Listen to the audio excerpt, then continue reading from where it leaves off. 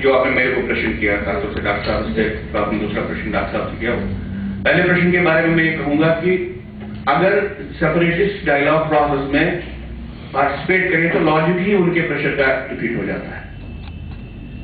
Consistently question mark, सुनिए मेरी बात, तो कंसिस्टेंटली क्वेश्चन मार्क रखना, देखिए कंसिस्टेंटली क्वेश्चन मार्क रखना जो भी भारत सरकार कर रही है, तब तक जब तक भारत सरकार वो रेखा पार नहीं करती है जहां से उनको लगे कि शायद अब एक दूसरा माहौल शुरू हो रहा है। ये एक बात है।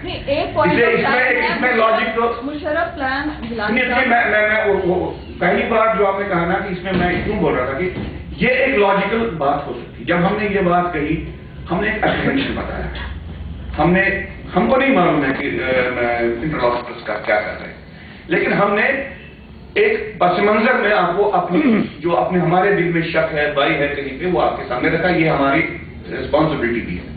दूसरी बात, जहां तक कश्मीर को लेके आप कुछ सवाल पूछिए अपने आप से, मतलब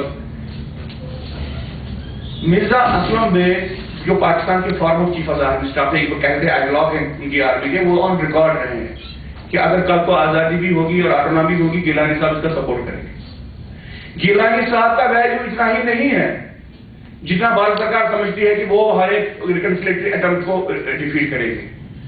गिलानी साहब का वैल्यू ये भी है कि वो बाहर से चीखते रहें और जो पॉसिबल सोल्यूशन पुश थ्रू करना चाहती है उसके लिए माहौल ठीक बने।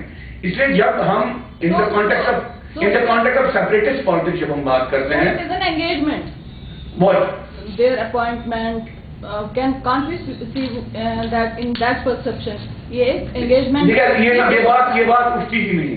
ये बात जो हम कह रहे हैं एंगेजमेंट करने में क्या हर्ज है। पहली बात, अगर एंगेजमेंट के दायरे पहले से ही डिफाइंड नहीं होते, मान लीजिए एंगेजमेंट का एक दायरा है कि पोरस बॉर्डर एक एंगेजमेंट का एक बिंदु बन सकता है।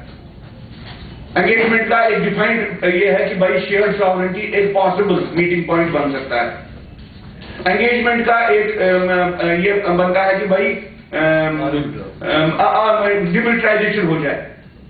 जब ये बिंदु बार बार सामने आ रहे हैं और उनको डायरेक्टली इनडायरेक्टली लेजिटिमेसी भी मिल रही है, तो हम इस सब को इंटरप्रेट कर रहे हैं in the process of an apprehension जो भारत सरकार तक पहुंचना चाहिए।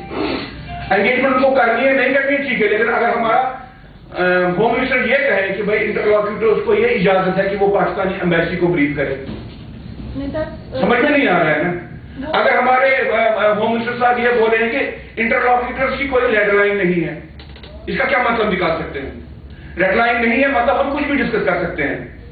जब हमारी भारत सरकार खुद ये कहे कि हम ऐसे सॉल्यूशंस एंटरटेन कर सकते हैं जो नेगेशन ऑफ इंडिया है, तो उस सिचुएशन में प्रश्न जरूर उठते हैं। लेकिन जहां तक ये है उनको मैंडेट ही नहीं है कोई सोल्यूशन या कोई ऐसा। अब जब वो हम खुद कहें कि उनको रेडलाइंस नहीं है, अब हम सिंपल बात मान लीजिए जो वहां पर उन्होंने सुना है, देखा है, ऑब्जर्व किया है, हमने कोई उनका कोई देखिए, हमने इंटरलॉक्यूटर्स क्या कर रहे हैं ये बात हमने नहीं, हमने कहा कि जो हम देख रहे हैं इससे ये निष्कर्ष भी निकलते हैं, इससे ये निष्कर्ष भी निकलते हैं अगर वो राजौरी पूछ जाए और इनडायरेक्टली ये इंफॉर्मेशन दे दें कि यहाँ पे हिल काउंसिल भी बन सकती है।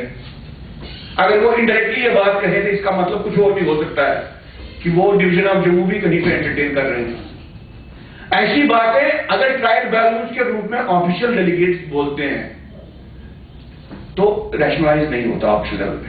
ये अनऑफिशियल लेवल पे आप रैशनलाइज कर भी सकते हैं, वो एक ऑफिशियल एंटिटी है और उनके बारे में सबसे बड़ी लिमिटेशन है कि उनकी पॉलिटिकल व्यूज नोन है, they have a stand on Kashmir.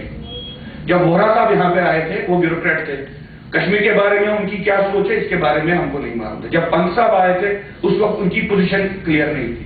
Unfortunately इस सारी सिचुएशन में है पडगांवकर साहब का भी और राधा कुमार की कश्मीर पे क्या लाइन है, और उन्होंने अभी तक इसको डिनाई भी नहीं किया है, उन्होंने अभी इसको चेंज भी नहीं किया है।